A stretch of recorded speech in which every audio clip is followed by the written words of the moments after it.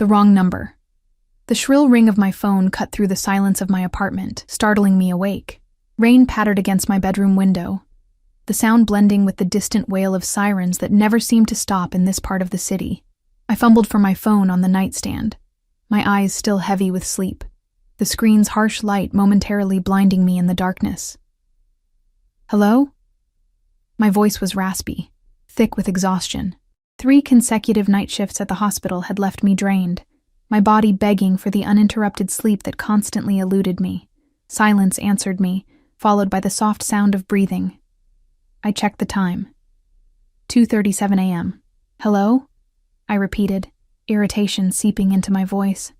If this is a prank call, it's not funny. Where is it? The voice that finally responded was deep, controlled, with an edge that instantly sent a chill down my spine. There was authority in those 3 simple words, a command rather than a question. I think you have the wrong number, I said, sitting up in bed, suddenly more alert. Don't play games with me. The voice dropped lower, each word pronounced with deliberate precision. You were supposed to deliver it an hour ago. Where is it? My heart raced as confusion clouded my mind. Sir, I honestly don't know what you're talking about. You've called the wrong person. My name is Ellie Morgan. I'm a nurse at Mercy General, and I was asleep until your call. The silence that followed felt like it stretched for an eternity. I could still hear his breathing, measured and calm, a stark contrast to my own shallow, rapid breaths. Describe yourself. The abrupt demand caught me off guard. What? No, I'm hanging up now. Describe yourself, or I'll find you and see for myself. The threat wasn't delivered with raised volume or obvious menace. It was the certainty in his tone that made my blood run cold. This is ridiculous. I swiped a hand through my tangled hair, trying to think clearly despite my exhaustion. I'm calling the police. A low, humorless chuckle came through the phone. By all means. Tell them Alessandro Russo would like a word. The name meant nothing to me, but something in the way he said it, as if I should recognize it, as if everyone should, made me hesitate. Look, I don't know who you are or what you want, but dark hair or light? I blinked, thrown by the interruption. What? Your hair, Ellie Morgan. Is it dark or light? I shouldn't have answered. Every instinct screamed at me to hang up, to block this number, to forget this bizarre middle-of-the-night conversation. Instead, bewildered and still half asleep, I said, dark, brown. Look, please stop. Eye color? This is harassment. Eye color. Not a question anymore. Green. The word escaped before I could stop it. Please, just leave me alone. I heard muffled voices in the background, as if he'd covered the phone to speak to someone else. When he returned, his voice had changed. Softer, almost thoughtful. You truly have no idea who I am or what I'm talking about, do you? Relief flooded through me. No, I don't. This is a wrong number. I'm sorry if you're looking for someone else, but I can't help you. Another pause. Interesting. The word lingered between us, loaded with meaning I couldn't decipher. I apologize for disturbing your sleep, Ellie Morgan, nurse at Mercy General. Sleep well. The call ended, and I sat motionless in my bed, clutching my phone, staring at the darkened screen. Outside, the rain intensified, drumming against the window in an erratic rhythm that matched my heartbeat. I tried to convince myself it was nothing, a wrong number, a misunderstanding, something I'd laugh about tomorrow. But I couldn't shake the feeling that somehow, in answering that call, I'd made a terrible mistake. I dragged myself through my shift the next day, the strange call haunting the edges of my consciousness as I moved from patient to patient. Mercy General was understaffed as usual, the emergency room overflowing with the aftermath of a multi-car pileup on the freeway. By mid-afternoon, I'd nearly convinced myself the nocturnal conversation had been a dream, a product of my overtired mind. "You look like hell warmed over," remarked Tracy, another nurse who'd been working at Mercy since before I was born. Her salt and pepper hair was pulled back in a severe bun, her eyes sharp as she assessed me over her reading glasses. "Thanks for the vote of confidence," I mumbled, updating a patient chart at the nurse's station. 3 night shifts followed by a day shift will do that to you. Tracy snorted. When I was your age, I worked doubles for a week straight during the '99 flu epidemic. You kids have no stamina. I didn't bother arguing. Tracy's work ethic was legendary, as was her complete lack of sympathy for what she called millennial fragility. There's a delivery for you at reception, she said, handing me another chart. Bed 4 needs their dressing changed. A delivery? I didn't order anything. Tracy shrugged. Well, someone likes you enough to send flowers. Must be nice. Flowers? I hadn't dated anyone in over a year. Not since the disastrous relationship with Mark, a surgical resident who'd been seeing 3 other women simultaneously. My birthday wasn't for months, and my mother only sent practical gifts like socks or kitchen gadgets. Curiosity propelled me toward reception during my break. The bouquet waiting for me was massive, a dramatic arrangement of dark red roses and white lilies that must have cost a fortune. The receptionist, Dina, widened her eyes as I approached. Secret admirer? She asked, waggling her eyebrows. Must be a mistake, I said, looking for a card. No mistake. Guy who delivered it asked for Ellie Morgan specifically. Said to verify your ID before giving them to you. She handed me a small envelope tucked among the blooms. My fingers trembled slightly as I opened it, a sense of foreboding washing over me even before I read the neat, handwritten message inside. Wrong numbers sometimes lead to the right connections. Looking forward to making yours. The card had no contact information, no further explanation, just that cryptic message and an initial. Alessandro. It had to be from the man who'd called me last night. Who delivered these? I asked Dina, trying to keep my voice steady. Some delivery service I've never seen before. Guy in a suit. Looked expensive. She leaned forward, lowering her voice. Cute, too, in a scary kind of way. Built like a bouncer. Did he say anything else? Nope. Just waited while I checked you were on shift, then left. She studied my face. You okay, Ellie?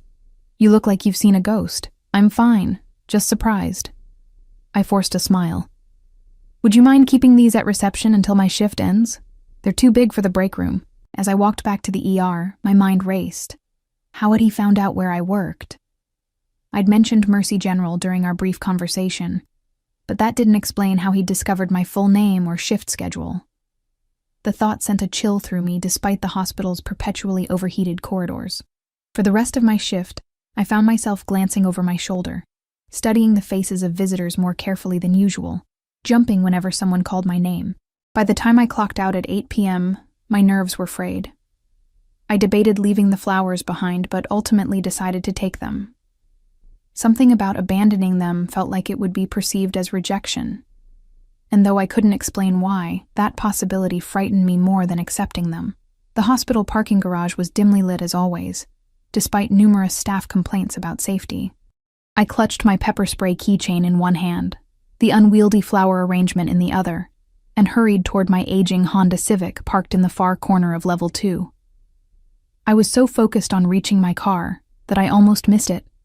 The black Mercedes sedan parked 2 spaces away from mine, its engine running, windows tinted too dark to see inside. I slowed, alarm bells ringing in my head. That spot had been empty this morning. As I approached my car, the passenger door of the Mercedes opened. I froze. Flowers clutched to my chest like a shield, pepper spray raised. A man stepped out, tall and imposing in a perfectly tailored charcoal suit. His movements were fluid, unhurried, as he straightened and turned to face me. Dark hair, styled impeccably. Strong jawline, clean-shaven. And eyes, dark, penetrating eyes that seemed to look right through me. Ellie Morgan, he said, his voice instantly recognizable from the phone. It wasn't a question. I took a step back. How did you find me? A slight smile played at the corners of his mouth, though it didn't reach his eyes. Finding people is rarely difficult with the right resources. What do you want? To apologize properly for disturbing your sleep, and to satisfy my curiosity. He leaned against the car, hands in his pockets, the picture of casual confidence. Yet there was nothing casual about the intensity of his gaze, or the way another man, large, with the unmistakable bulge of a shoulder holster beneath his jacket, stood vigilantly beside the driver's door. I clutched the pepper spray tighter. Curiosity about what? About what kind of woman answers a wrong number at 2:37 in the morning and proceeds to engage in conversation with a complete stranger. He tilted his head slightly. Most would have hung up immediately. I was half asleep, I said defensively, and I'm a nurse. Answering calls at odd hours is part of my job. Ah, yes, the caretaker, always putting others first. He studied me for a moment. The flowers. Do they meet your approval? I glanced down at the bouquet, its heavy perfume filling the space between us. They're extravagant and unnecessary. I disagree. Beauty should be acknowledged with beauty. The compliment, delivered so matter-of-factly, caught me off guard. I shifted uncomfortably. Look, Mr. Alessandro, he corrected. Alessandro Russo. Mr. Russo, I continued firmly. I don't know what you want from me, but this. Finding out where I work, waiting for me in a parking garage. This is stalking. It's illegal and terrifying. Something darkened in his expression. I assure you, if I wanted to terrify you, there are far more effective methods at my disposal. A chill ran down my spine. That sounds like a threat. Merely an observation. He straightened, taking a step toward me. I instinctively stepped back, and he paused, seeming to reconsider his approach. I've made you uncomfortable. That wasn't my intention. What was your intention? He studied me for a long moment before answering. To meet the woman with the voice that's been echoing in my head all day. To see if her eyes were truly as green as emeralds, as I imagined. Despite my fear, heat rushed to my cheeks. Well, now you've seen me. Mystery solved. Please leave me alone. What if I don't want to? The question hung in the air between us, loaded with implications. Before I could formulate a response, the man by the driver's door spoke quietly but urgently. Boss, we've got company. Security patrol coming this way. Alessandro's expression remained unchanged, but I sensed a shift in his posture, a nearly imperceptible tensing. It seems our conversation will have to continue another time. He reached into his jacket pocket and withdrew a business card, holding it out to me. My private number.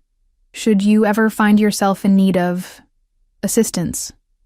I made no move to take it. I won't be calling. That ghost of a smile returned. We'll see. He placed the card on the hood of my car and opened the passenger door of the Mercedes. Before getting in, he paused, looking at me one last time. By the way, Ellie Morgan, the flowers were just the beginning. From now on, you're mine. The door closed with a soft thud, and the Mercedes pulled away smoothly, disappearing down the ramp as a security vehicle turned the corner.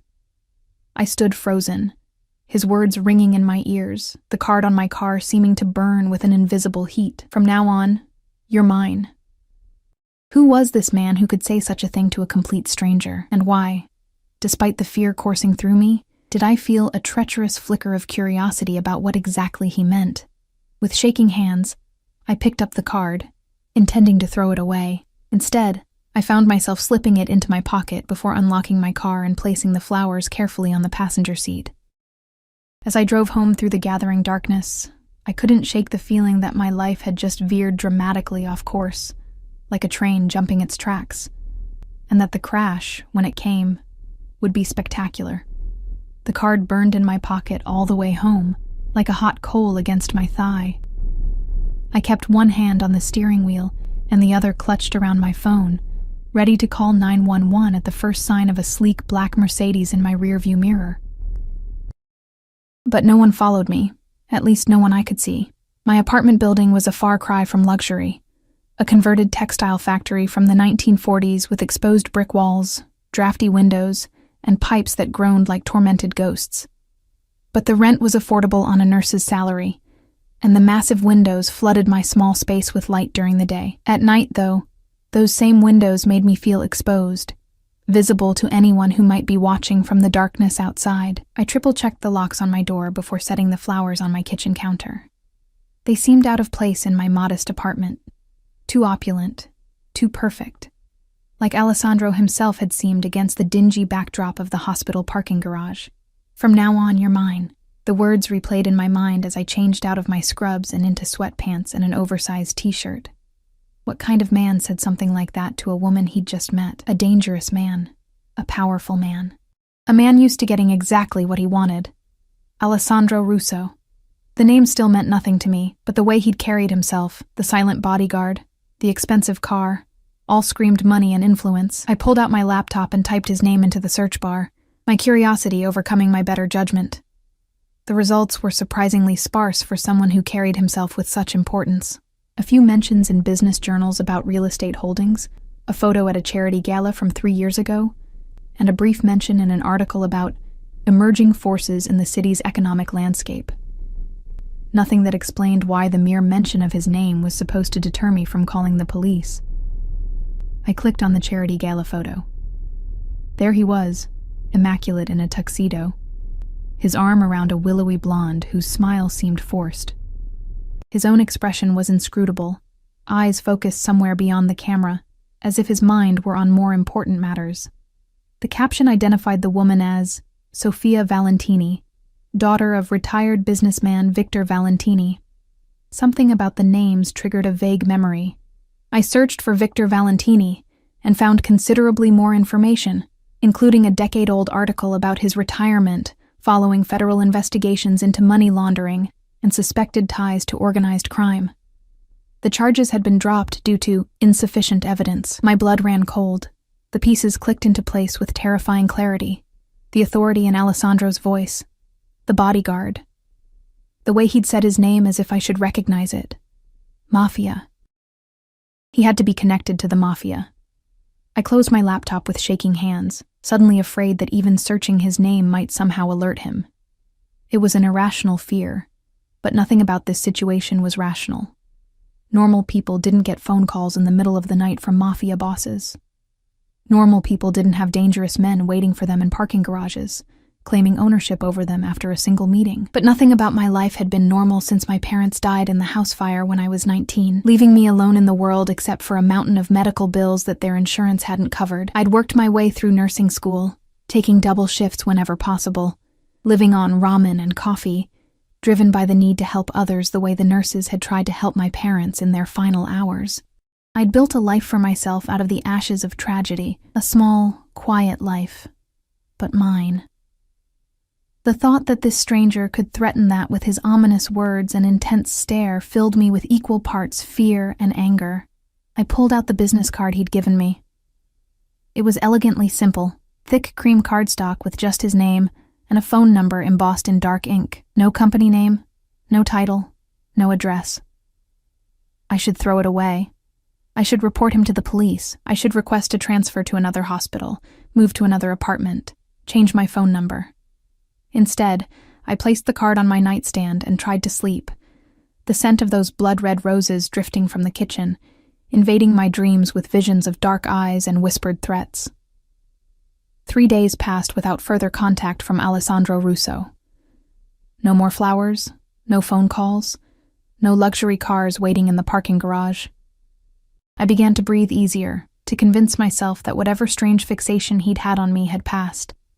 Perhaps he'd found the person he'd actually been trying to reach that night. Perhaps he'd moved on to his next obsession. I threw myself into work, picking up extra shifts to keep my mind occupied. On the 4th day, exhaustion caught up with me. I nearly administered the wrong medication to an elderly patient before Tracy noticed and stopped me. "Go home, Morgan," she said, not unkindly. "You're dead on your feet. I'll cover the rest of your shift." Too tired to argue, I thanked her and made my way to the locker room to collect my things. As I opened my locker, a small white envelope fell out. My name was written on the front in the same elegant handwriting as the card that had accompanied the flowers. My hands trembled as I opened it. Dinner, tonight. 8 p.m. A car will be waiting. A no request, no question mark. Just a command, an expectation of obedience. I crumpled the note in my fist, anger flaring through my exhaustion. Who did he think he was? Yet beneath the anger lurked something else. A forbidden flutter of excitement. a curiosity I couldn't quite suppress. How had he gotten into my locker? How long had he been watching me, planning this? I pushed the thought aside and tossed the crumpled note into the trash. I wasn't going to dinner with a man who thought he could simply command my presence. I wasn't going anywhere near Alessandro Russo ever again. By the time I reached my apartment, a thunderstorm had rolled in, matching my turbulent mood. I stepped into the shower, letting the hot water wash away the hospital smell and the tension in my shoulders. As steam filled the bathroom, I closed my eyes and tried to empty my mind. Instead, I found myself remembering the intensity in Alessandro's gaze, the quiet confidence in his voice when he'd said, "From now on, you're mine." Not a request or a hope, but a statement of fact, as if he'd glimpsed our future and was simply informing me of what he already knew to be true. I shut off the water with an angry twist and wrapped myself in a towel, irritated by my own traitorous thoughts. I was not some naive heroine in a romance novel, seduced by danger and dark promises. I was a practical woman who had survived too much to risk everything for a momentary thrill. As I dressed in my most comfortable pajamas, I glanced at the clock. 7:43 p.m. In 17 minutes, a car would be waiting somewhere outside my building, and Alessandro Russo would be expecting me to get into it, to play along with whatever game he was orchestrating. Not happening, I muttered to myself, heating up leftover Chinese food and settling on my couch with a mindless reality show for company. At exactly 8:00 p.m., my phone rang. Unknown number. I let it go to voicemail. It rang again immediately after. Again, I ignored it. The third time I answered, my patience evaporating. "Stop calling me. The car is waiting, Ellie." His voice was calm, unperturbed by my hostility. "I'm not coming." "Yes, you are." Again that certainty, that absolute confidence. "I don't respond well to commands, Mr. Russo." "Alessandro," he corrected. And it wasn't a command. It was an expectation. "Well, your expectations are about to be severely disappointed." I stabbed at a piece of sweet and sour chicken with my fork. "I'm in my pajamas, eating takeout, and I have no intention of going anywhere with you." There was a pause, and I thought I detected a hint of amusement in his voice when he spoke again. "What kind of takeout?" The question was so unexpected that I answered truthfully. "Chinese. From Golden Dragon on 9th. Their dumplings are atrocious. The chef doesn't use enough ginger." I blinked in surprise. "You've eaten at Golden Dragon?" A soft laugh. "I make it a point to know my city, Ellie. Every restaurant, every street corner, every hidden gem and disappointing tourist trap." "Is that how you found me? Because you know your city?" "No. Finding you required more specialized resources." A chill ran through me despite the warmth of my apartment. "That's not reassuring. It wasn't meant to be." He paused. "I had hoped to discuss this over dinner, but since you've chosen to defy my invitation..." "It wasn't an invitation. It was a summons. I suppose I'll have to be direct." He continued as if I hadn't interrupted. "The night you answered my call, I was expecting to hear from someone else. Someone who had stolen something extremely valuable from me." I set down my fork, suddenly alert. "I told you, I don't know anything about..." "I believe you," he said, cutting me off. "What I find curious is that your phone number is just one digit different from his. That kind of coincidence makes me suspicious." "It's just a coincidence," I insisted. "Millions of people have similar phone numbers." "Perhaps. But when the man who betrayed me ends up dead in the harbor 2 days after I spoke with you, and his phone is nowhere to be found..." He let the implication hang in the air. My blood turned to ice. "Are you saying..." "Did you kill him?" "I'm saying that certain parties might believe you're connected to a man who stole from very dangerous people. People who might not be as discerning as I am." I stood up, moving to the window to peer through the blinds at the street below. Rain lashed against the glass, blurring the view. "Are you threatening me?" "On the contrary, I'm offering you protection." I let out a humorless laugh. "Protection from what? From whom? From you and your dangerous friends?" "From whoever might come looking for what Gregory Petrov stole before his unfortunate accident. From whoever might believe that his last phone call, traced to your number, means you have it or know where it is." Gregory Petrov. The name meant nothing to me, Yet apparently my phone number's similarity to his had entangled me in whatever dangerous game had cost him his life. "What did he steal?" I asked, my voice barely above a whisper. That's not a conversation for an unsecured phone line. His tone was clipped now, all business. "The car will wait another 15 minutes. I suggest you reconsider your position."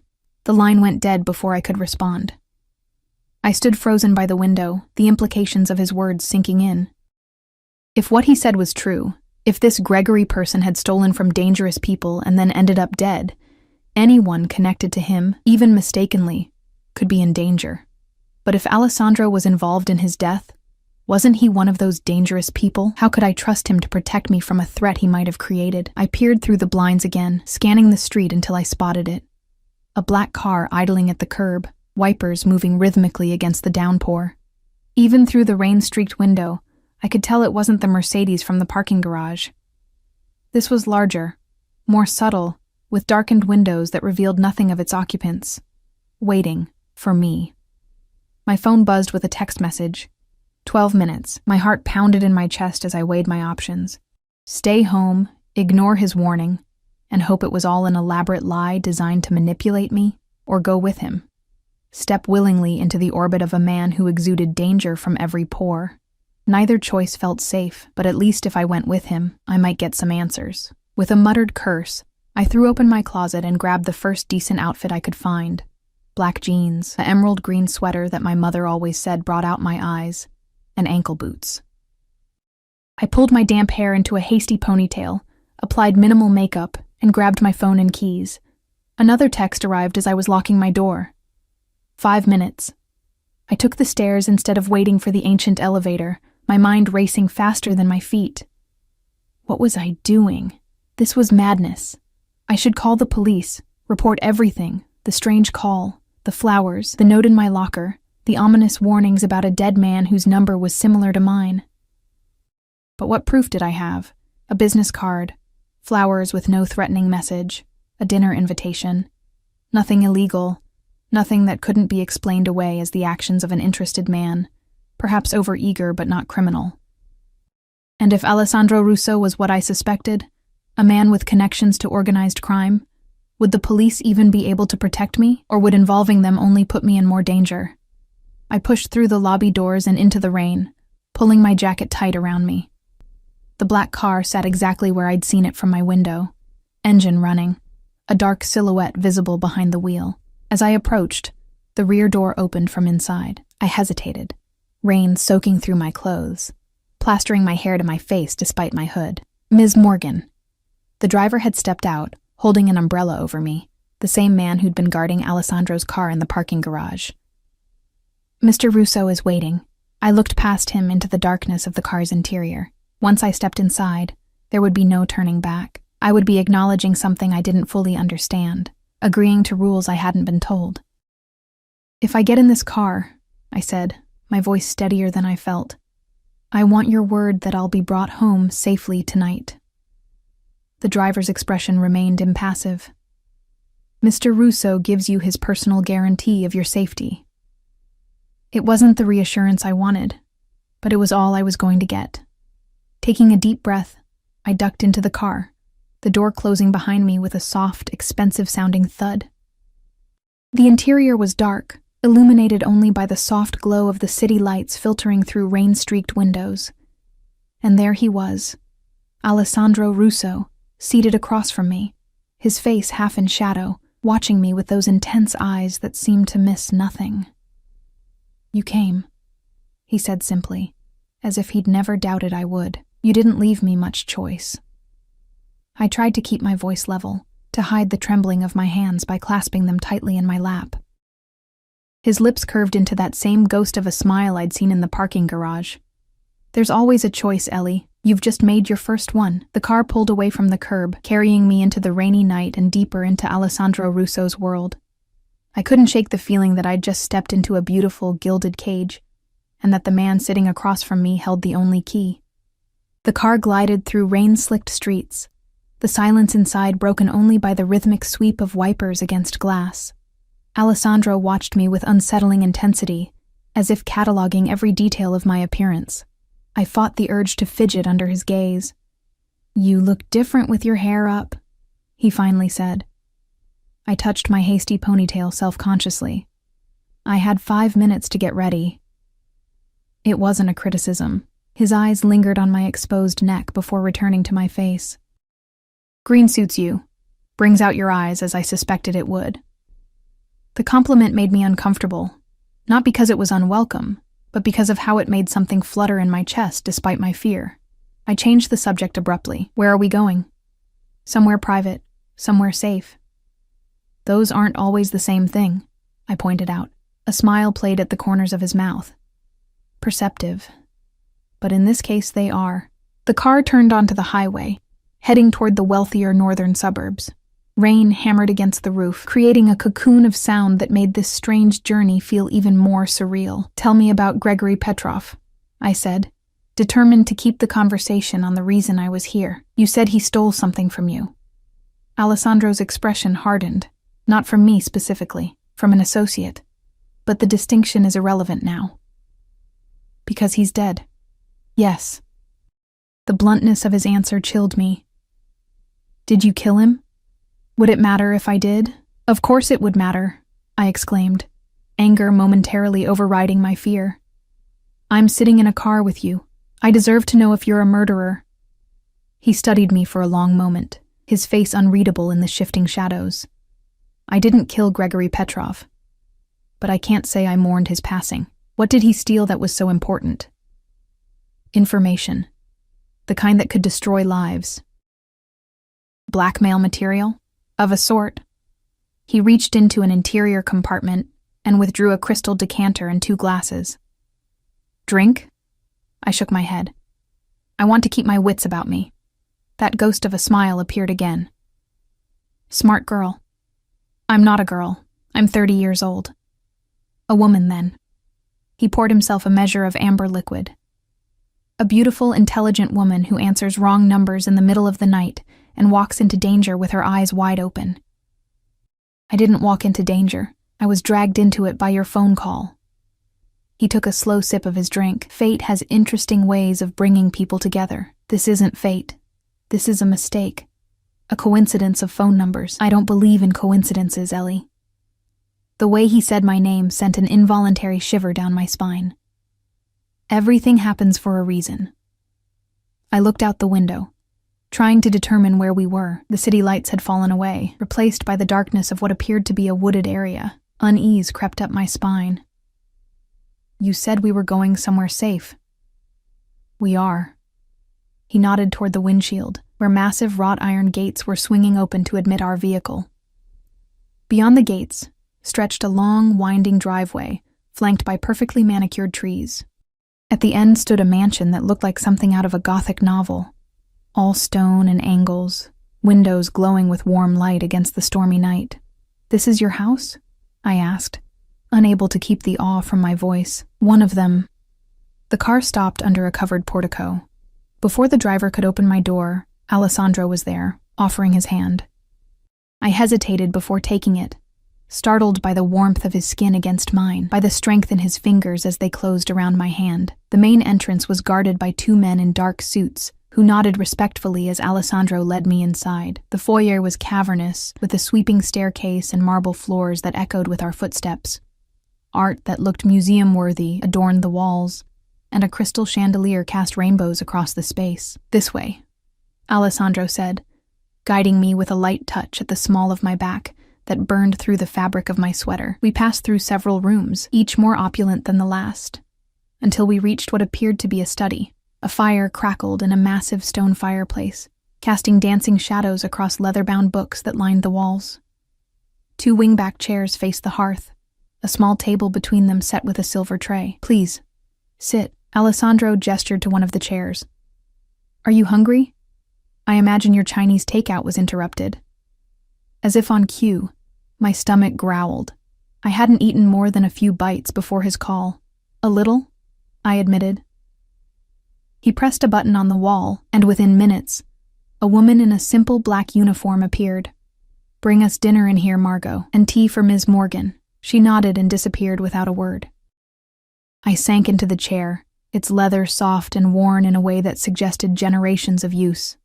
The heat from the fire warmed my rain-chilled skin, making me aware of how damp my clothes still were. "You must have questions," Alessandro said, taking the seat opposite me. "Dozens," I replied, starting with why you brought me to your home instead of a restaurant. Restaurants have ears, waiters, other diners, staff who can be bribed or threatened. He steepled his fingers. "What we need to discuss requires absolute privacy. And what exactly do we need to discuss?" His dark eyes reflected the firelight. "Your safety, and what it will cost." A chill ran through me despite the warmth of the room. Cost? Everything has a price, Ellie. Protection most of all. The woman, Margot, returned with a tray laden with covered dishes, which she arranged on the table between us. She poured tea into a delicate porcelain cup for me and whiskey into a crystal tumbler for Alessandro before departing as silently as she'd arrived.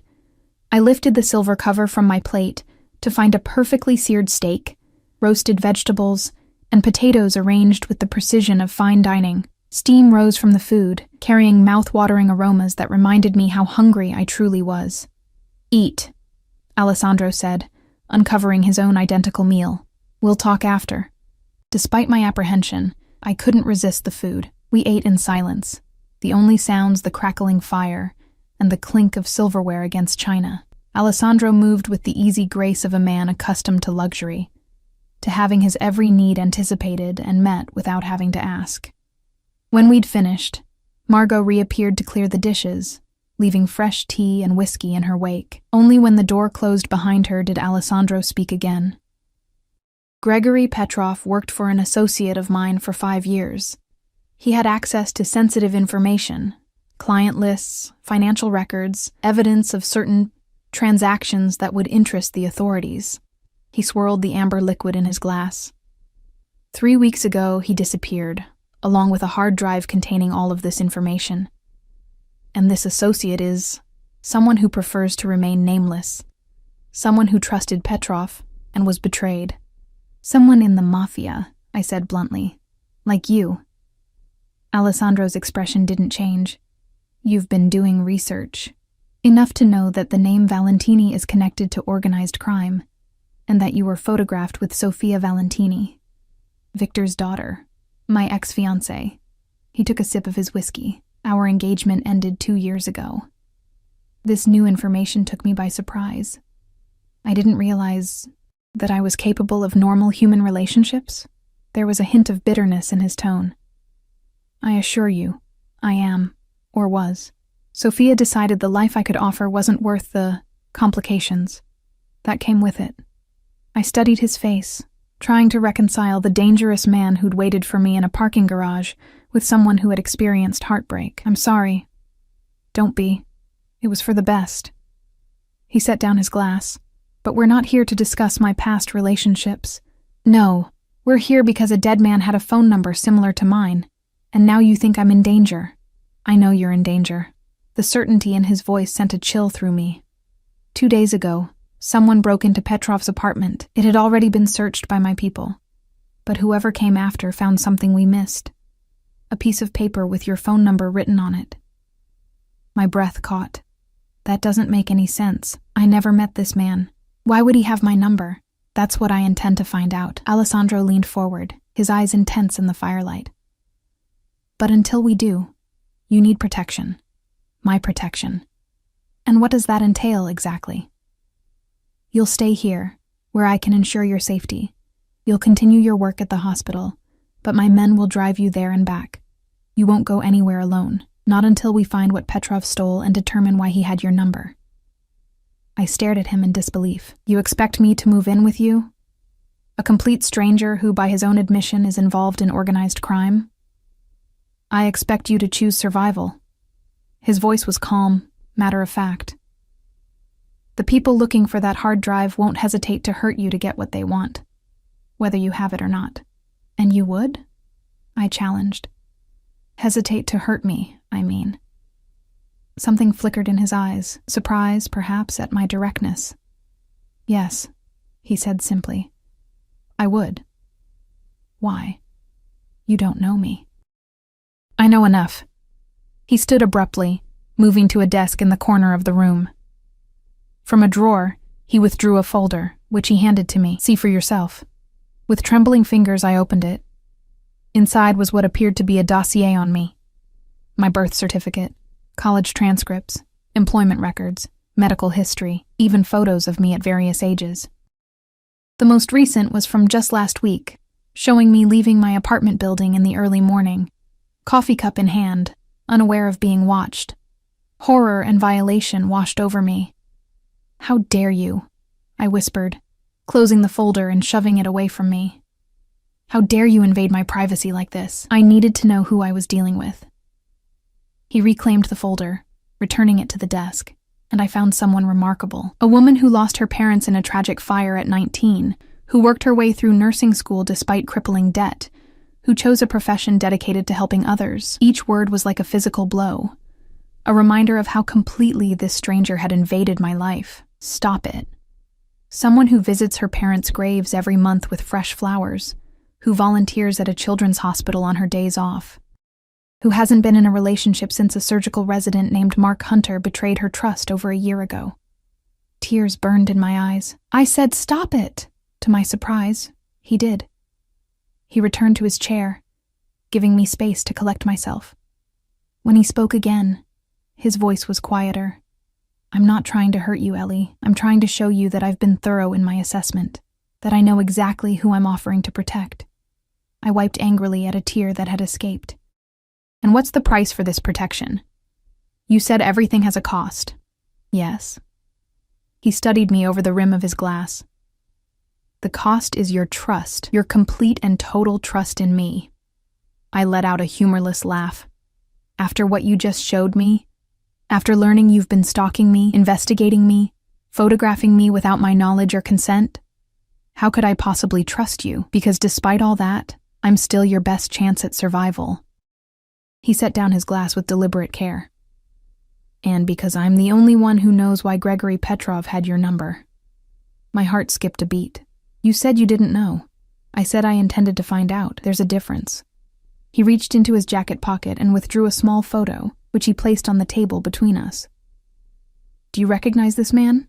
I picked up the photo, studying the face of a middle-aged man with thinning hair and sharp features. Something about him seemed vaguely familiar, but I couldn't place him. "I'm not sure. Maybe. He could have been a patient at some point. His name is Richard Dawson. He was your father's business partner before the fire." The photo slipped from my suddenly numb fingers. "What?" "No, my father was an accountant. He worked for a firm downtown. He didn't have a business partner." Alessandro's expression remained impassive. "Your father, James Morgan, was indeed an accountant. But he also had a side business laundering money for certain organizations. Richard Dawson was his contact." The room seemed to tilt around me. "That's not possible. My father was a good man. He would never—" "People are rarely as simple as we need them to be, especially parents." There was something like sympathy in his voice now. "Your father got in over his head. When he tried to get out, to go to the authorities. The fire," I whispered, the implication hitting me like a physical blow. "Are you saying the fire wasn't an accident?" Alessandro's silence was answer enough. The world as I had known it shattered around me, reconstructing itself into something darker, more sinister. All these years, I'd believed my parents had died in a tragic accident. Faulty wiring, the investigators had said. An old house with outdated electrical systems. Bad luck. "No," I said, standing so quickly that my chair scraped against the wooden floor. "No, I don't believe you. This is some kind of sick manipulation. You're making this up to control me. I have no reason to lie to you, Ellie." He remained seated, watching me with those dark, inscrutable eyes. "And every reason to tell you the truth. Gregory Petrov worked for Richard Dawson. The hard drive he stole contains evidence of decades of financial crimes, including the money transfers to the man who set the fire that killed your parents." My legs gave out beneath me, and I sank back into the chair. "Why would he have my number? Because you're the daughter of James Morgan. Because someone, possibly Dawson himself, might believe that your father told you something before he died, something that could lead to the missing hard drive." But he didn't, I said, my voice breaking. The last thing my father said to me was, "Good night, sweetheart." When I left for my evening class, there were no secrets, no hidden messages. Perhaps not consciously, but you might know something without realizing its significance. Alessandro leaned forward, his gaze intense. Think, Ellie, did your father ever mention names? Places? Did he give you anything to keep safe? I shook my head, struggling to process this tsunami of revelations. No, nothing like that. He was just Dad. He helped me with my homework. He took me fishing on Sundays. My voice trailed off as a memory surfaced, something I hadn't thought about in years. Alessandro noticed my hesitation immediately. What is it? Nothing important. Just a few weeks before the fire, he gave me a necklace for my 19th birthday. A locket. He said it had belonged to my grandmother, but I'd never seen my mother wear it, which seemed strange. I touched my throat, remembering. I lost it in the aftermath of the fire. With everything else happening, the funerals, the medical bills, trying to figure out how to survive, a missing necklace didn't seem important. What did it look like? Silver, oval-shaped, with a filigree pattern on the front. Inside was a tiny picture of my parents on their wedding day. I frowned, trying to remember details. The clasp was broken. Dad said he'd get it fixed, but then... Alessandro stood abruptly. We need to find that locket. I told you it was lost after the fire. Everything was chaos. I moved 3 times in the following year, trying to find affordable housing while staying in school. It could be anywhere. Or it could be exactly where someone put it for safekeeping. He crossed to a telephone on the desk, pressed a button, and spoke rapidly in Italian. I caught the word locket amidst the flow of unfamiliar syllables. When he hung up, he turned back to me, a new urgency in his movements. My men will begin searching immediately. In the meantime, you need to stay here, where I can protect you. The enormity of the situation pressed down on me. If what Alessandro said was true, if my father had been involved in money laundering, if his death hadn't been an accident, if this missing hard drive contained proof, then I was indeed in danger. But trusting this man, moving into his home, placing myself completely under his control. I need time to think, I said, rising from the chair on unsteady legs. This is too much to process all at once. Time is the one luxury we don't have. Alessandro moved closer, close enough that I could smell his cologne. Something subtle and expensive with notes of sandalwood and amber. Whoever is looking for that hard drive now knows about you. They've already connected you to Petrov through your phone number. It's only a matter of time before they find you. How do I know you're not one of them? That this isn't some elaborate scheme to use me to find this mysterious locket that may or may not contain something valuable? His jaw tightened. You don't. That's the price I mentioned. Trust.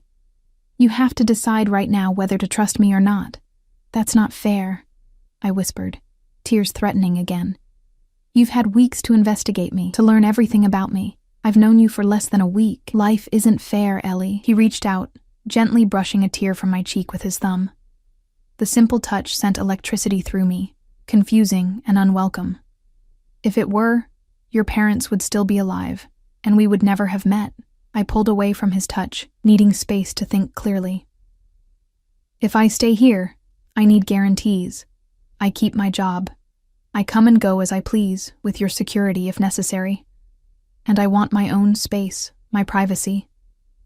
All reasonable requests, he nodded. Though I must insist on approving your movements in advance, for security purposes. And when this is over, when you find what you're looking for, I get my life back, completely. You disappear from it as if you never existed. Something flickered in his eyes then, a darkness, a possessiveness that made my breath catch. Is that truly what you want? Before I could answer, the study door burst open. The driver who had brought us here rushed in, his normally impassive face tight with urgency. Boss, he said, his eyes flicking to me and then back to Alessandro. We have a situation. Your apartment in the city, it's been compromised. Alessandro's entire demeanor changed in an instant, a predatory stillness coming over him. Explain. The security system was disabled 7 minutes ago. Team 2 responded and found signs of forced entry. The place has been torn apart. Casualties? None of ours. There's a body. Male, approximately 35, single gunshot wound to the head. Not one of the usual players. ID says Robert Collins, but we're checking if it's legitimate. The name meant nothing to me, but Alessandro's expression darkened further. Facial recognition? Running now. Preliminary results suggest a connection to the Kazan group. Alessandro swore under his breath in what sounded like Italian. Lock down the estate. Double the perimeter guards. No one enters or leaves without my direct authorization.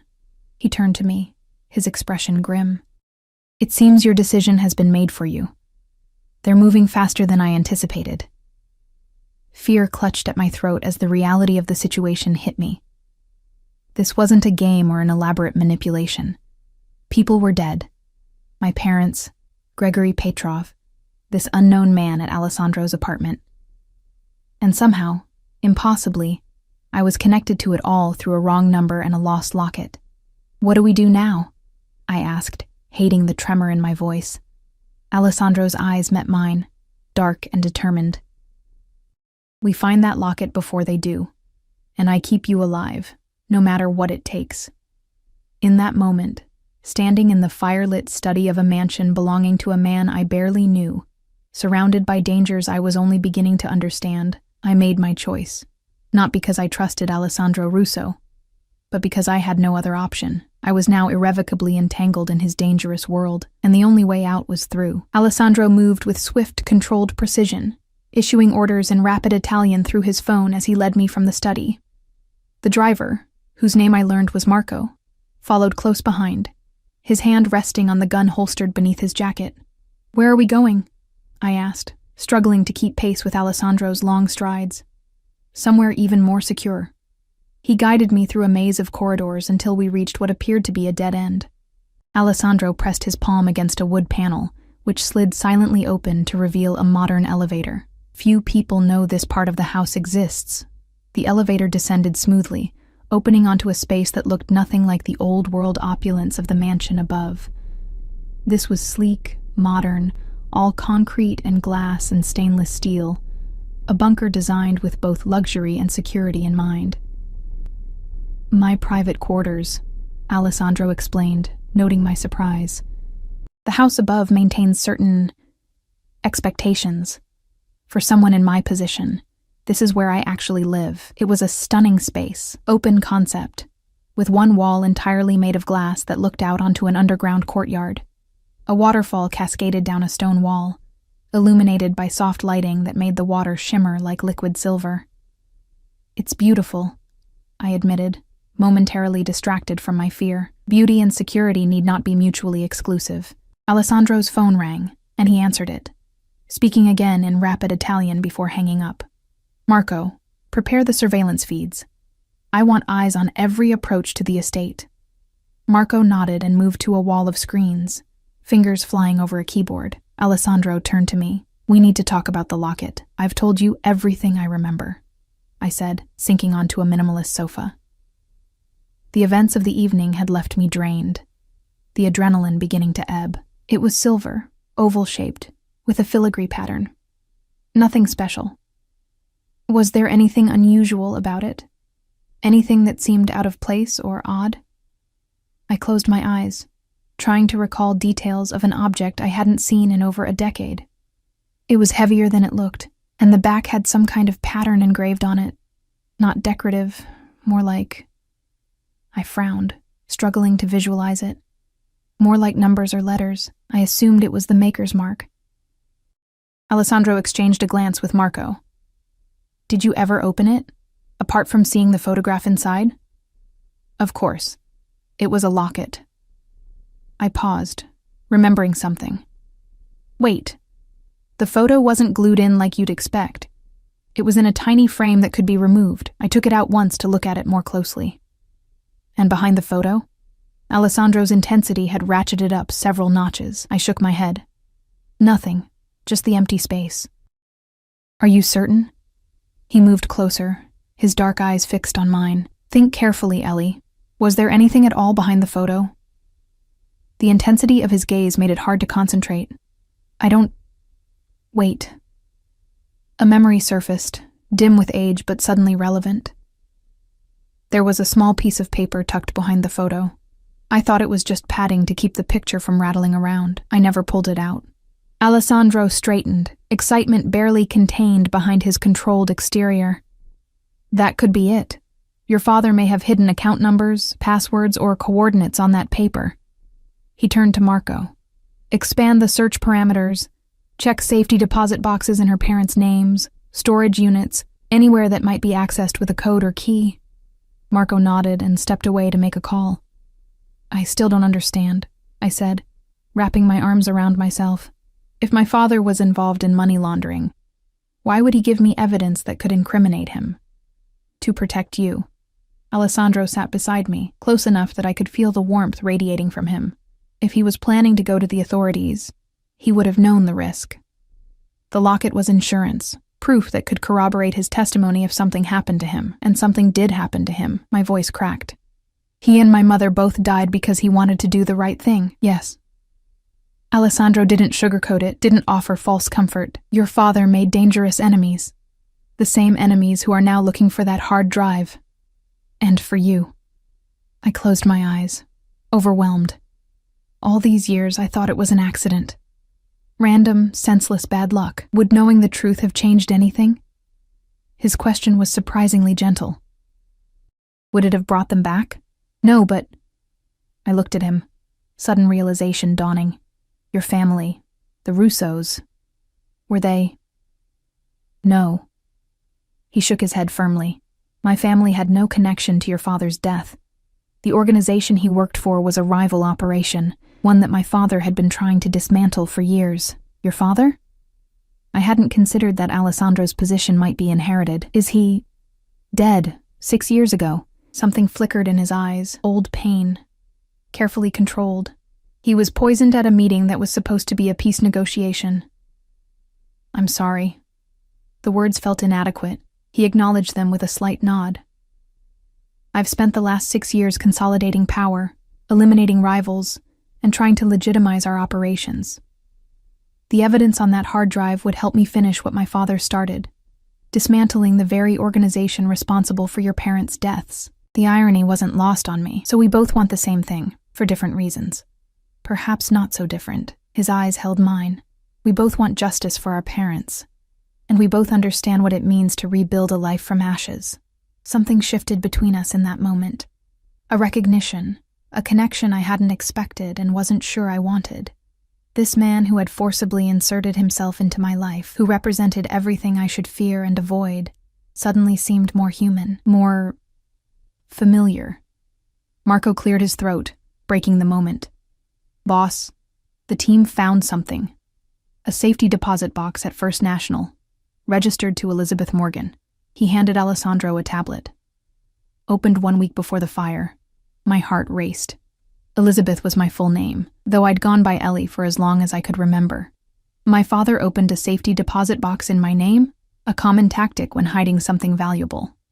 Alessandro studied the information on the tablet. We'll need access. I'd have to be there in person, I said. With ID. Too risky. If they've connected you to Petrov, they'll be watching banks. Alessandro rubbed his jaw, thinking. We need a distraction. Before he could elaborate, an alarm blared through the space. Marco rushed to the wall of screens, typing frantically. Perimeter breach. North quadrant. 3 vehicles, heavily armed. Alessandro's transformation was immediate and terrifying. The thoughtful man beside me vanished, replaced by someone colder, harder, a predator preparing for battle. How many? At least 12 hostiles. Our men are engaging, but they're using military-grade weapons. Evacuate Protocol 3. Alert all teams. Alessandro moved to a panel in the wall, which slid open to reveal an arsenal of weapons. He selected a handgun, checking it with practiced efficiency before tucking it into a shoulder holster. Marco, take Ellie through the tunnel. Get her to the safe house in the city. No. The word escaped me before I could think. Both men looked at me in surprise. No, I repeated more firmly. I'm tired of running, tired of being a pawn in a game I didn't choose to play. If my father's locket is the key to ending this, then I need to be the one to retrieve it. Alessandro studied me, something like respect flickering in his eyes.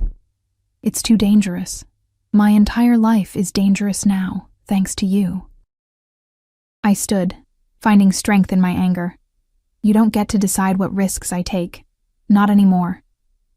A loud explosion rocked the building, dust sifting down from the ceiling. Marco's phone buzzed with urgent messages. They've breached the main house. 8 minutes until they reach the elevator. Alessandro swore, then made a decision. Change of plans. We all go together. Marco, the Bentley underground exit. He turned to me. Stay close to me. Do exactly as I say. If I tell you to run, you run. If I tell you to hide, you hide. Understood? I nodded, fear and determination warring within me. Understood. Good. He handed me a small pistol, which I accepted with trembling hands. Last resort only. Safety's on. Trigger requires firm pressure. The next few minutes passed in a blur. We moved through another hidden door into a garage housing several luxury vehicles. Marco brought a dark Bentley to life, while Alessandro guided me into the back seat, sliding in beside me. The garage door opened onto a tunnel, dimly lit and sloping upward. The tunnel exits 3 miles from the estate, Alessandro explained, as Marco accelerated. We'll have a head start, but not much of one.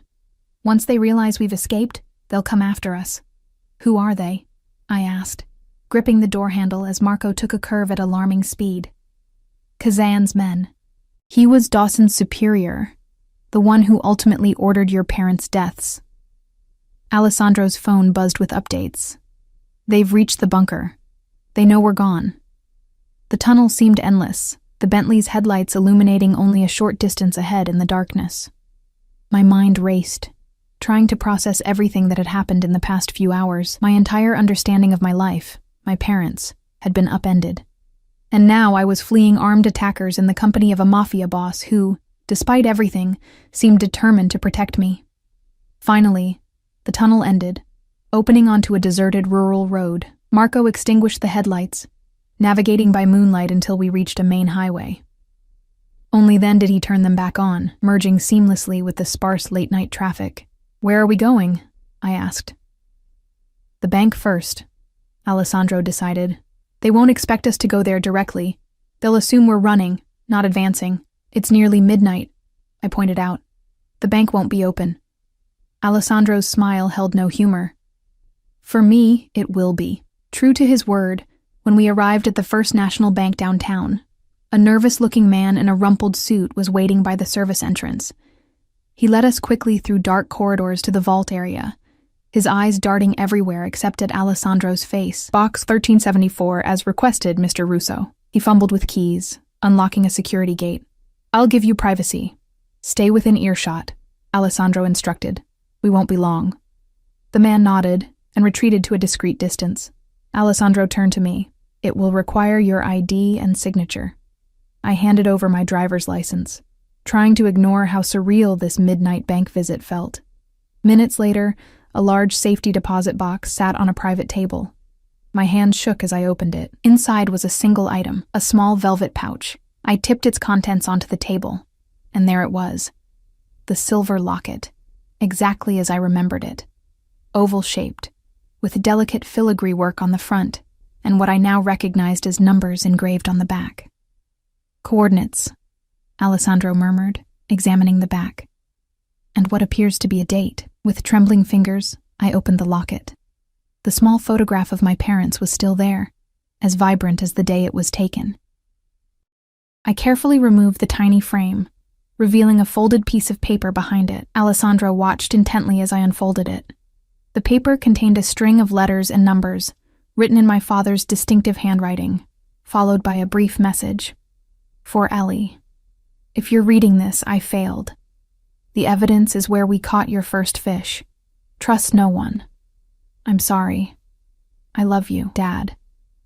Tears blurred my vision. Alessandro gently took the paper, studying the code. This could be an account number, possibly offshore. And the message. Do you know what it means? Where you caught your first fish. Through my tears, I nodded. Lake Sherwood. We had a small cabin there when I was a child. It's been years since I've been back. That's our next destination. Alessandro carefully refolded the paper and handed it back to me. Keep it safe. I tucked it into my pocket, along with the locket, which I fastened around my neck. Its weight felt both foreign and familiar, a tangible connection to my father and the secrets he'd tried to protect me from. As we left the bank, Marco tensed, his hand moving to his weapon. "Boss, we've got a tail. Black SUV, 2 cars back." Alessandro's reaction was immediate. "Change of plans. Marco, head for the docks. We'll take the boat to the lake." He turned to me. "The cabin. How far is it from the water?" "Right on the shore," I said. "We had a private dock." "Good."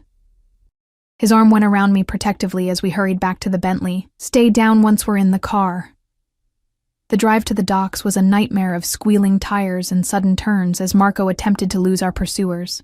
Alessandro remained outwardly calm, issuing directions to Marco and occasionally checking the weapons he had brought. I crouched on the floor of the back seat, the locket clutched in my hand, my father's final message repeating in my mind. Trust no one.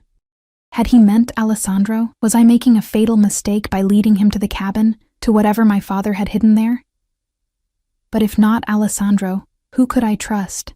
The people pursuing us had killed my parents, had killed Gregory Petrov, would kill me without hesitation if they caught me. At least Alessandro had shown a desire to keep me alive, even if his motives weren't entirely altruistic. The car screeched to a halt. "We're here," Alessandro announced. "Stay close." The docks were deserted at this hour, the boats moored there rocking gently in the light chop. Alessandro led us to a sleek yacht, unlocking it with a key from his pocket. "You own a yacht?" I couldn't keep the surprise from my voice. "Several," he replied, helping me aboard. "This one is the fastest." Marco took the helm while Alessandro secured the doors and windows. Within minutes, we were moving away from the dock, accelerating toward the open water. "Lake Sherwood is 30 miles north," I said, trying to orient myself. "We should be able to reach it in about—" The crack of gunfire interrupted me. A bullet shattered one of the yacht's windows, sending glass flying. Alessandro pushed me down, shielding me with his body. "They're behind us," Marco called. "Speedboat, closing fast. Can we outrun them?" Alessandro asked, still covering me. "Not in open water. Maybe in the Narrows, where we have the advantage of local knowledge." Alessandro's weight was both frightening and reassuring as he kept me protected. "Head for the Narrows. I'll deal with our guests." He shifted, allowing me to breathe but keeping me low. "Stay down, Ellie. Don't move from this spot." More gunfire erupted, bullets pinging off the yacht's exterior.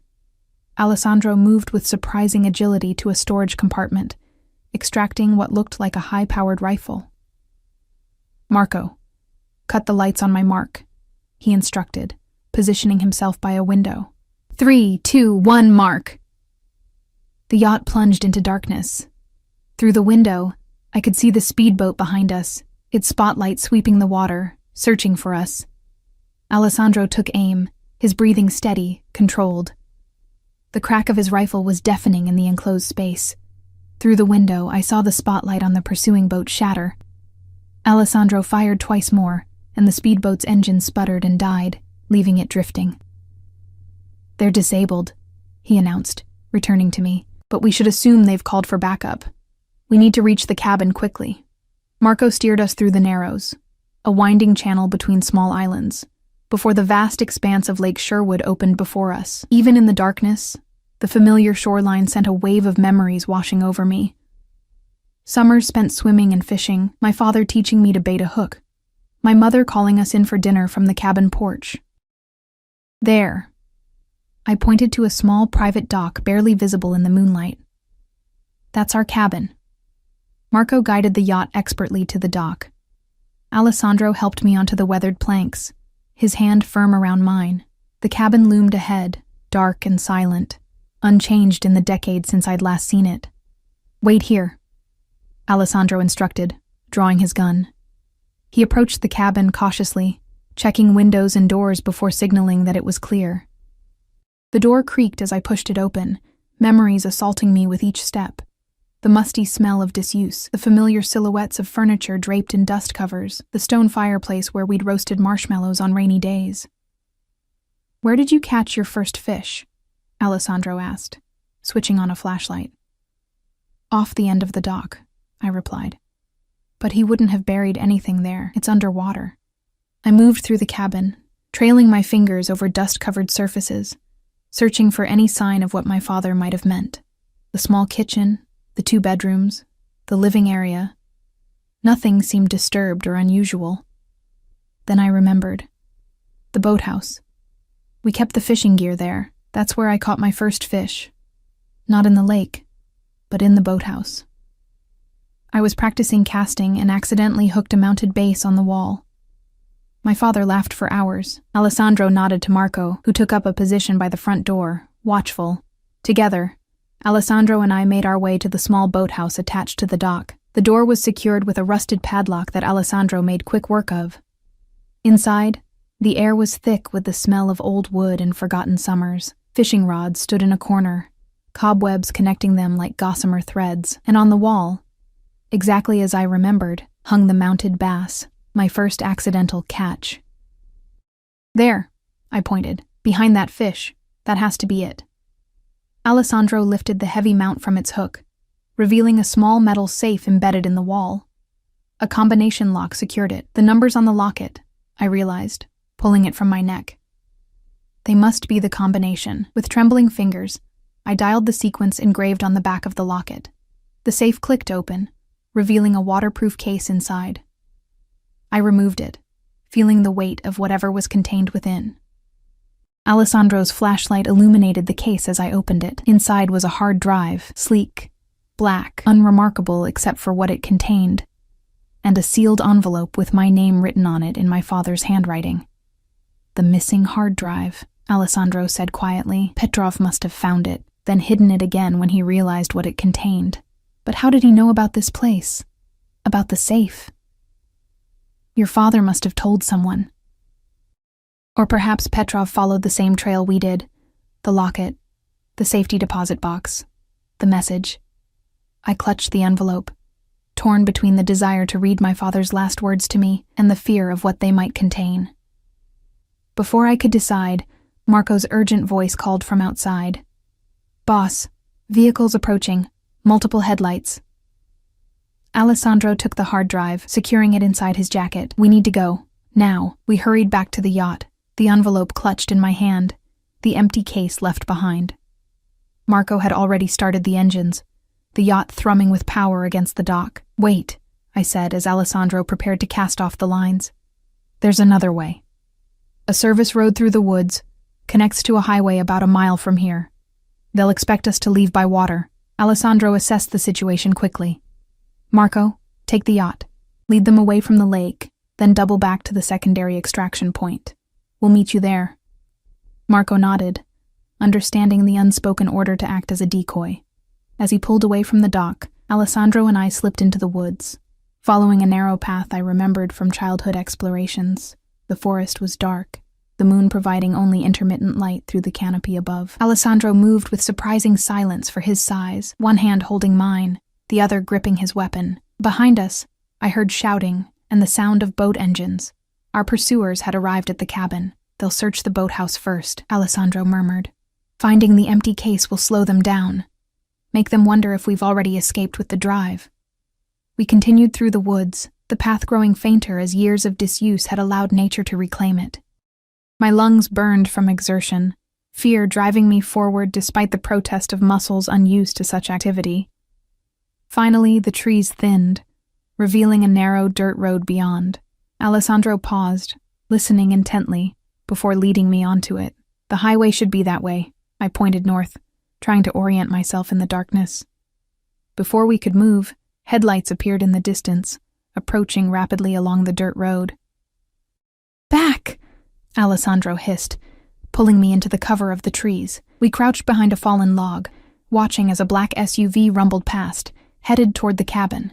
The vehicle bounced over the uneven ground, its occupants scanning the surrounding forest. "They're searching the perimeter," Alessandro whispered. "We need to keep moving." We continued north, staying just inside the tree line, using the road as a guide without exposing ourselves. After what felt like hours but was probably only 20 minutes, the distant glow of the highway appeared ahead. "My men will be waiting at a gas station 2 miles east," Alessandro said. If we can reach the highway without being seen, we'll make it. We were almost to the edge of the forest when the crack of a branch behind us shattered the silence. Alessandro whirled, pushing me behind him as a figure emerged from the darkness. I wondered when you'd show your face, Russo. The man who stepped forward was older, his silver hair gleaming in the moonlight, his accent vaguely Eastern European. In his hand was a gun, pointed steadily at Alessandro's chest. Always the hero, aren't you? Just like your father. Kazan. Alessandro's voice was flat, devoid of emotion. I see you still prefer to let others do the dangerous work while you arrive for the glory. The older man smiled thinly. A leader delegates, something your father never understood. His gaze shifted to me, and this must be James Morgan's daughter. The resemblance is striking. I stiffened at the mention of my father's name, spoken by the man who had ordered his death. She knows nothing, Alessandro said. This is between you and me. On the contrary, she led you right to what I've been searching for. Kazan's smile vanished. The hard drive, Russo. Hand it over and perhaps I'll allow you both to live. We both know that's a lie, Alessandro replied calmly. The moment you have what you want, we're dead. Kazan shrugged. Then you have nothing to lose by cooperating, do you? My mind raced, desperately searching for a way out. Alessandro stood between me and Kazan, his body tense, but his voice controlled. I could feel the envelope from my father crumpling in my clenched fist. If I give you the drive, Alessandro said slowly, I want your word that she walks away. She disappears, lives her life, never to be bothered by you or your organization again. Alessandro, no, I whispered, horrified by his apparent willingness to sacrifice himself. He ignored me, keeping his attention focused on Kazan. Do we have a deal? Kazan seemed to consider it. You always were soft, Russo, like your father. Sentiment is a weakness in our business. He nodded. Very well. The girl walks away, you give me the drive. A fair exchange. Swear it, Alessandro demanded. Swear on your honor, what little you have. You question my honor? Kazan's face darkened. I swear it. Now the drive. Slowly, Alessandro reached inside his jacket, extracting the hard drive. He held it up, the small device catching the moonlight. Let her go first. Kazan gestured with his gun. Girl, start walking toward the highway. Don't look back. I remained frozen, unwilling to leave Alessandro to die. He turned slightly, his eyes meeting mine, filled with an emotion I couldn't name. Go, Ellie. Live your life. Remember what I told you that first night. From now on, you're mine. No matter what happens, no matter where you go, a part of you will always belong to me. As a part of me will always belong to you. The unexpected tenderness in his voice stunned me. This wasn't just about protection or the hard drive anymore. Somehow, in the chaos of the past few days, something had changed between us, a connection forged in danger and shared purpose. I won't leave you, I said firmly. How touching, Kazan sneered. But ultimately futile. The drive, Russo. Now, or I kill her first and take it from your corpse. With deliberate slowness, Alessandro extended his arm, the hard drive in his open palm. Kazan stepped forward to take it, his gun never wavering from its aim at Alessandro's chest. In that moment, several things happened at once. A distant sound, the thrum of helicopter rotors, grew rapidly louder. Kazan's attention shifted momentarily toward the noise, and Alessandro moved with explosive speed, knocking the gun aside as it discharged, the bullet whizzing harmlessly into the trees. The two men grappled, falling to the ground in a desperate struggle for the weapon. I stood paralyzed, the father's envelope still clutched in my hand, as the sounds of their fight filled the clearing. A second shot rang out. Both men went still. Alessandro! I rushed forward, terrified of what I would find. He rose from the ground, breathing heavily, a bloody gash across his cheekbone, but otherwise unharmed. At his feet lay Kazan, unmoving, a dark stain spreading across his chest. The helicopter was directly overhead now, a spotlight cutting through the darkness to illuminate the clearing. Alessandro took my hand, pulling me close as figures in tactical gear rappelled down, weapons at the ready. Boss. One of them acknowledged Alessandro with a nod. Perimeter secure. Marco made it to the extraction point. We have vehicles waiting on the highway. Alessandro kept his arm around me, his body still tense. Kazan. The operative checked the fallen man. Dead. A complex mix of emotions crossed Alessandro's face: satisfaction, regret, weariness. He looked down at the hard drive still clutched in his hand, then at me. "It's over," he said softly. "Or it can be, if that's what you want." I stared at him, struggling to process everything that had happened. "What do you mean?" "I made you a promise. When this was over, you could have your life back. I would disappear as if I never existed." His dark eyes held mine. "Is that still what you want?" Before I could answer, I remembered the envelope in my hand. My father's last words to me. With trembling fingers, I broke the seal and unfolded the letter inside, reading by the harsh light of the helicopter's spotlight. "My dearest Ellie, if you're reading this, then my attempts to make things right have failed. I've made terrible mistakes, trusted the wrong people, and now those mistakes threaten to destroy the only thing that truly matters to me, you. The evidence on the drive will expose Kazan and his entire organization, including Richard Dawson, my former partner. I was blind to what they were really doing until it was too late. When I discovered the truth, that they were using my accounting skills to launder money for human trafficking, drugs, and weapons, I knew I had to stop them. I've hidden the drive, where only you would think to look for it. Trust no one with this information except one man, Antonio Russo, or his son, Alessandro. The Russo family has been fighting Kazan for years. They are not saints, Ellie, but they have a code, a honor that Kazan lacks. Forgive me for the danger I've put you in. Forgive me for the lies. Know that everything I did out of love for you and your mother. Find Alessandro Russo. Trust him with your life, as I would have trusted his father with mine. I love you. Always. Dad. I looked up from the letter, tears streaming down my face, to find Alessandro watching me intently. "You knew," I said. "You knew my father trusted yours." He nodded slowly. "I suspected. When Petrov stole the drive and was found with your number, I hoped it meant what I thought it did, that your father had left instructions pointing to the Russo family. Why didn't you tell me? Would you have believed me? Would you have trusted a stranger claiming your father had allied himself with another crime family?" His voice was gentle.